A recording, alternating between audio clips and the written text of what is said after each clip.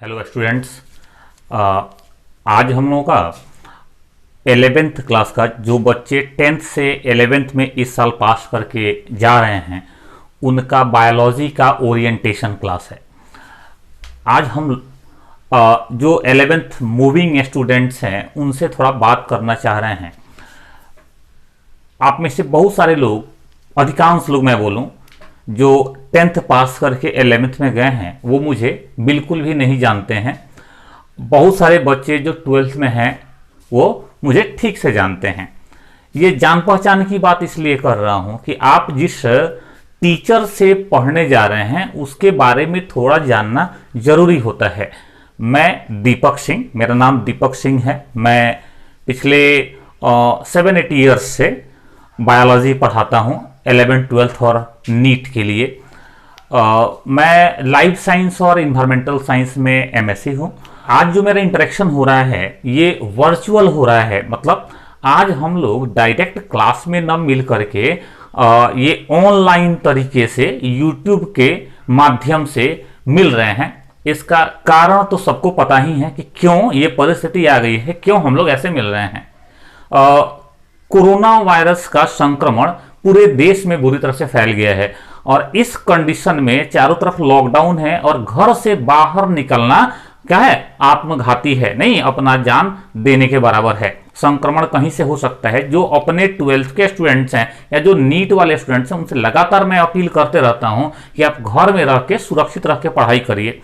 और ये हमने प्रॉमिस किया था कि जो 10th पास स्टूडेंट हैं इस साल के, चाहे वो किसी भी बोर्ड के हों, सीबीएसई एनसीईआरटी से पास हों या फिर बिहार बोर्ड से पास हों या यूपी बोर्ड से पास हों, किसी भी बोर्ड से पास हों, तो उनके लिए भी मैं 11th के क्लासेस स्टार्ट करूंगा। तो आज हम लोग स्टार्ट कर रहे हैं इसको। आज कुछ पढ़ाऊंगा नहीं, आज का क्लास ओरिएंटेशन क्लास है। मतलब कि आज के क्लास में मैं बताऊंगा आपको कि आप जो आ गए हैं 11th में और आपने डिसाइड कर लिया है, आपने निश्चित कर लिया है कि आपको अब बायोलॉजी को एक सब्जेक्ट लेकर के आगे बढ़ना है, तैयारी करनी है, तो आपका टारगेट क्या होना चाहिए, आपका लक्ष्य क्या होना चाहिए, और दूसरा आप लक्ष्य को कैसे प्राप्त करेंगे। तीसरा जो हमारा आज का एजेंडा है, मैं बताऊंगा कि आपका सिलेबस 11th का क्या होगा बायोलॉजी का। ठीक है ना। सबसे पहले हम लोग आते हैं कि हमने जब डिसाइड किया है कि हमारा सब्जेक्ट साइंस में फिजिक्स, केमिस्ट्री, बायोलॉजी होगा या पीसीएम भी, मैथ्स भी कई लोगों का होगा, नहीं तो आखिर हमारा एम क्या है, हमारा गोल क्या है। आप ध्यान रखिएगा कि ये 2020 में आप लोग 10th पास किए हैं, 2020 में 10th पास किए हैं। अब क्या है कि ये जो 11th और 12th का सिलेबस होता है 2 इयर्स का होता है, नहीं मतलब +2 इयर्स में कंप्लीट करेंगे और जिस साल आपका एग्जाम होगा वो साल आपका होगा 2022 का। 2022 में आप एग्जाम लिख रहे होंगे, नहीं जो जितना कुछ मैंने पढ़ा 11th और 12th में उसके एग्जाम्स 2022 में होंगे। अब क्या है कि यहां पर ये आपका टारगेट ईयर हो जाएगा। इस साल आपको मेरे अनुसार से 2 ब्रॉड एग्जाम्स पे, 2 बड़े एग्जाम्स पे फोकस करना चाहिए। आपका गोल, आपका लक्ष्य 2 बड़े एग्जाम होने चाहिए। एक, आप जिस भी बोर्ड में एडमिशन ले रहे हैं उसका बोर्ड एग्जाम, आपका बोर्ड एग्जाम, और दूसरा आप लाइफ साइंस वाले हैं, आप बायोलॉजी वाले अब स्टूडेंट बनने जा रहे हैं, तो आपका टारगेट होना चाहिए नीट एग्जाम को क्वालिफाई करना, नीट पास करना। क्लियर हो रहा है। ये जो बोर्ड एग्जाम है ये तो सब लोग देता है, कहीं आईएससी बोलते हैं, कहीं +2 बोलते हैं, 12th बोलते हैं, ये बोर्ड एग्जाम सब आप देंगे। ठीक है ना। तो जो बोर्ड एग्जाम आप कवर करेंगे, इस बोर्ड एग्जाम में आपको अपना एक टारगेट डिसाइड करना चाहिए, एक लक्ष्य निर्धारित करना चाहिए कि 90% से आपको ज्यादा मार्क्स आना चाहिए, इससे कम मार्क्स तो बिल्कुल नहीं आना चाहिए। आपके पास ये मार्क्स बड़ा नहीं है, आपके पास इसको अचीव करने के लिए, इस मार्क्स को प्राप्त करने के लिए पूरा 2 इयर्स का टाइम है। ठीक है। तो एक तो हमारा ये टारगेट, ये लक्ष्य हो गया कि बोर्ड एग्जाम में 90% से ज्यादा मार्क्स आना चाहिए। दूसरा टारगेट, आप जब लाइफ साइंस लिए हैं, मैं बात कर रहा हूं नीट एग्जाम का, नहीं, तो इसी एग्जाम को क्वालिफाई करने के बाद, इसको पास करने के बाद आपका मेडिकल कॉलेज में एडमिशन होगा और तब जाके आप एमबीबीएस की डिग्री ले पाएंगे। और ध्यान रखिएगा, एक लाइफ साइंस के स्टूडेंट के लिए एमबीबीएस की डिग्री से अच्छी डिग्री कोई नहीं होती है। इंटरमीडिएट पास करने के बाद जैसे ही आप मेडिकल कॉलेज जाते हैं, आपका लाइफ स्टेबल हो जाता है, स्थिर होता है, आपका लाइफ सुरक्षित हो जाता है, एक सही दिशा में आ जाता है। उसके बाद से आप जो करना चाहें वो करें। ये क्या है, आपके जीवन का सबसे अच्छा डिग्री देने वाला या जीवन को सबसे अच्छे डायरेक्शन में सेट करने वाला ये एग्जाम है, नीट। ठीक है, अब क्या है कि ये जो दो बड़े एग्जाम हमको देने हैं 2022 में, तो हमको समझना पड़ेगा कि हम अपने प्रिपरेशन को कैसे करें, किस दिशा में अपनी तैयारी करें, ताकि हमारे जो टारगेट हैं दोनों में से कोई भी मिस नहीं हो। नहीं, हम दोनों ही टारगेट को क्या कर सकें, तो प्राप्त कर सकें, अचीव कर सकें। नहीं, इसके लिए क्या करना होगा, तो हमको 3 सब्जेक्ट पढ़ने होंगे। हमको पढ़ना होगा बायोलॉजी, हमको पढ़ना है फिजिक्स और हमको पढ़ना है केमिस्ट्री। अब जरा देखना, ये बोर्ड एग्जाम में बायोलॉजी, फिजिक्स और केमिस्ट्री तीनों का बराबर वेटेज होता है, मतलब तीनों से बराबर क्वेश्चन पूछे जाते हैं, तीनों से 100 मार्क्स के क्वेश्चन पूछे जाते हैं।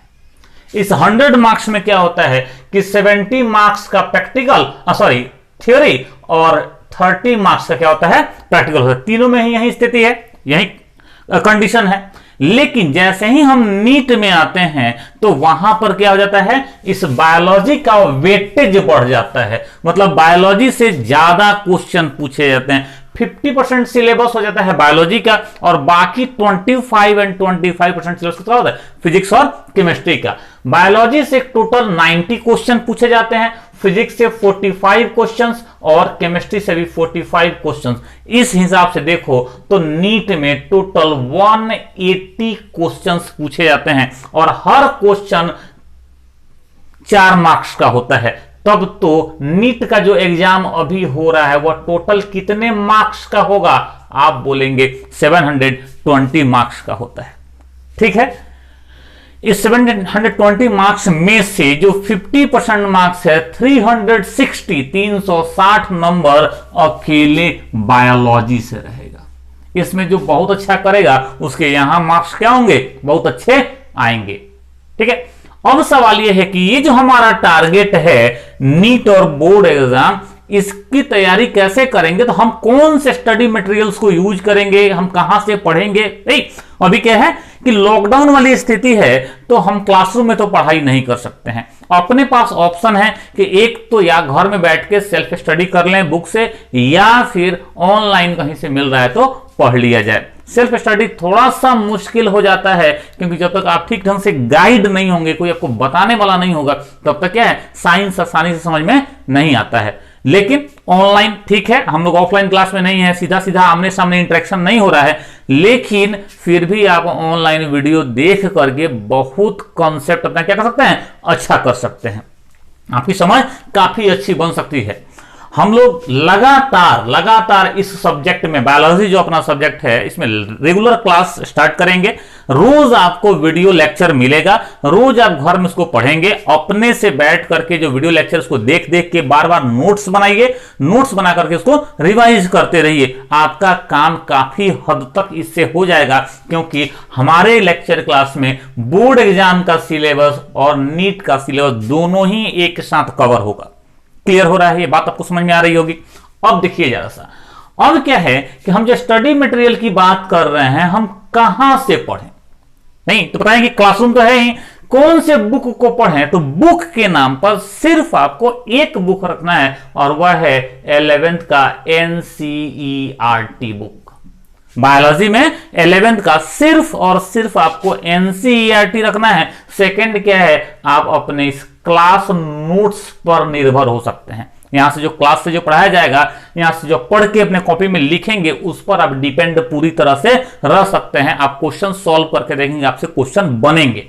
एनसीईआरटी किसी के पास है तो बहुत अच्छी बात है, जो अरेंज कर सकते हैं आसानी से सीनियर से अड़ोस पड़ोस से तो बहुत अच्छी बात है। बाजार में धक्का मुक्की करके एनसीईआरटी कोरोना के संक्रमण के समय में नहीं जाना है खरीदने।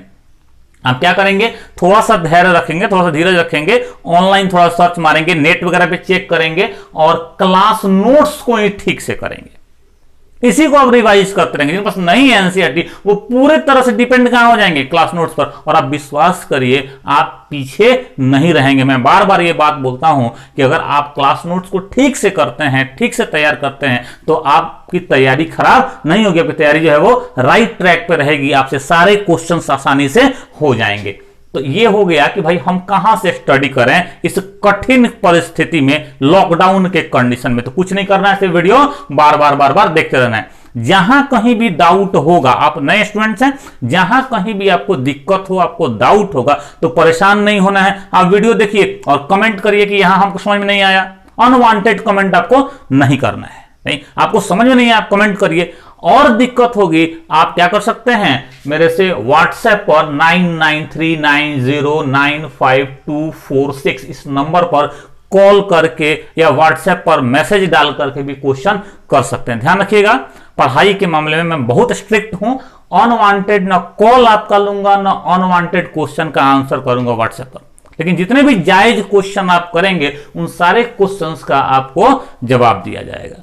क्लियर हुआ ये कि कहां से पढ़ना है। अब चलिए, अब सवाल यह है कि हम जो एनसीईआरटी बायोलॉजी जो फॉलो करेंगे उसका सिलेबस क्या है, हमको 11th में क्या पढ़ना है, ये हमको समझ में रहना चाहिए, वो समझ में आना चाहिए कि हम जो प्रिपरेशन करने जा रहे हैं तो आखिर इसमें पढ़ना क्या है। जिसको सिलेबस ही पता नहीं रहेगा उसका प्रिपरेशन भी गोल रहेगा, उसका प्रिपरेशन भी बेकार रहेगा। ठीक है, तो हमको समझ में आना चाहिए कि हमारा सिलेबस क्या है। हमारा जो 11th बायो का सिलेबस है उसमें टोटल आपको 5 यूनिट्स कवर करने, 5 इकाई 5 यूनिट्स में आपको टोटल सिलेबस बांट दिया गया है। और उस 5 यूनिट्स में जो total number of chapters, total जो चैप्टर्स की संख्या आपको पढ़नी है वो है 22। 11th का सिलेबस आप दिमाग में रखेंगे 12th के सिलेबस से बड़ा है। ठीक है ना, तो 11th में हम लोग को टोटल 5 यूनिट्स पढ़ने हैं और उन 5 यूनिट्स में से चैप्टर कितने हैं तो आप बोलेंगे कि 22 हैं। जो फर्स्ट यूनिट है हमारा वह है diversity of living organisms. Unit 1 है डाइवर्सिटी ऑफ लिविंग ऑर्गेनिजम्स।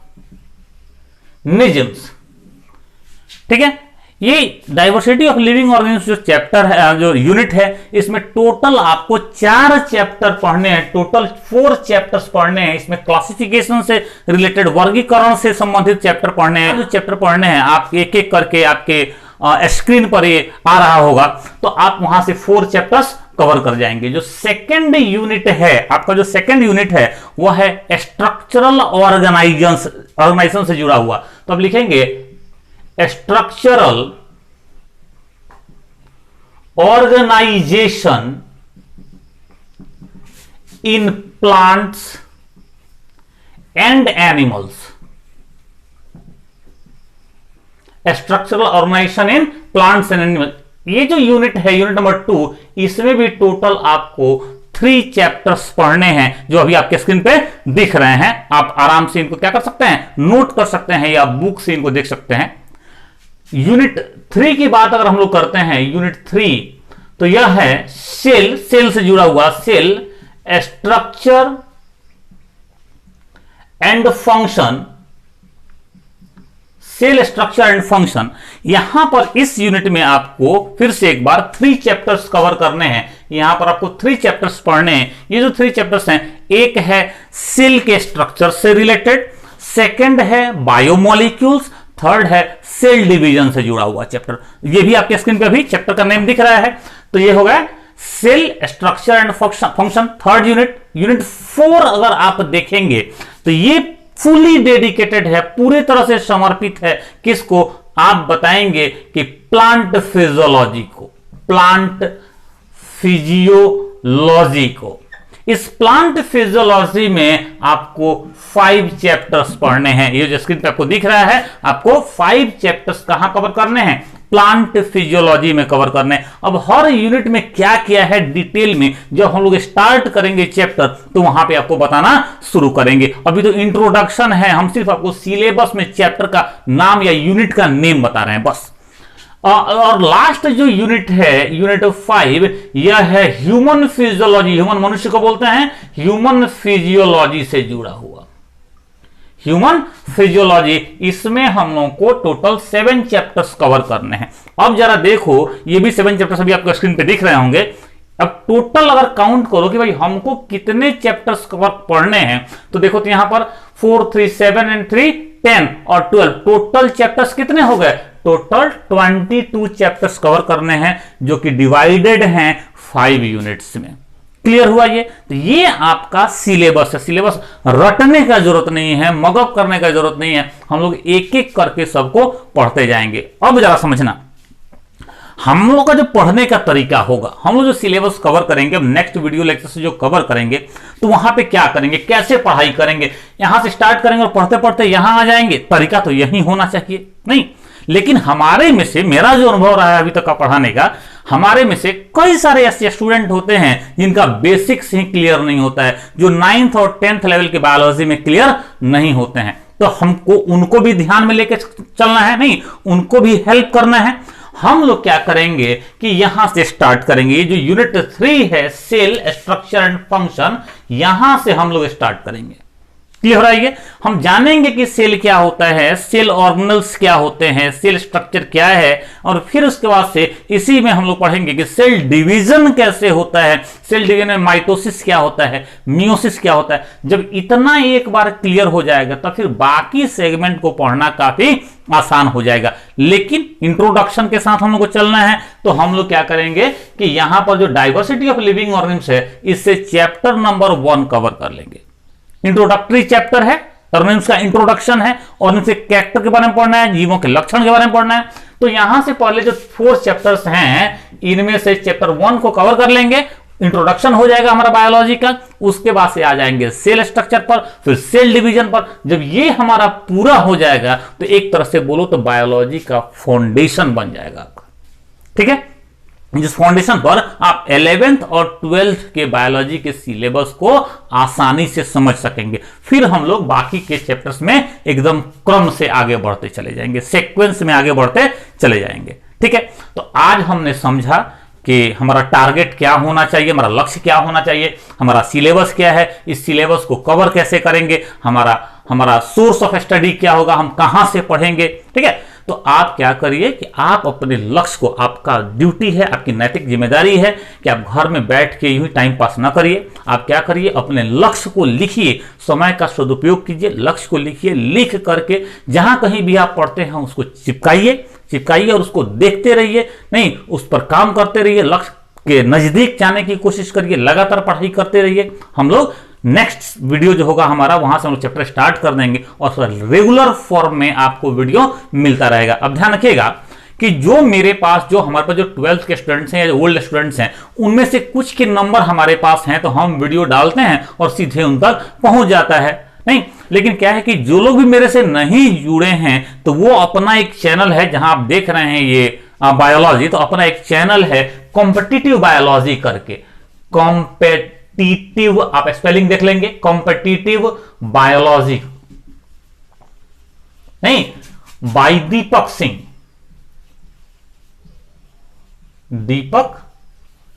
तो ये अपना चैनल है। आप इस चैनल पे जाकर के क्या करेंगे, सब्सक्राइब कर देंगे इस चैनल को। सब्सक्राइब करने से आपको फायदा क्या हो जाएगा कि हम लोग जैसे ही वीडियो अपलोड करेंगे वो तुरंत वीडियो लेक्चर आपको क्या हो जाएगा, मिल जाएगा, आप पढ़ लेंगे, इमीडिएट कमेंट करेंगे, नहीं तो हमको पता चलेगा कि आपको बात समझ में आ रही है या नहीं आ रही है। तो ये काम आप कर लेंगे, आप जाके चैनल को सब्सक्राइब कर लेंगे। गुड लक, आप पढ़ाई को शुरू करिए। ठीक है, हम आपके साथ हैं। Thank you.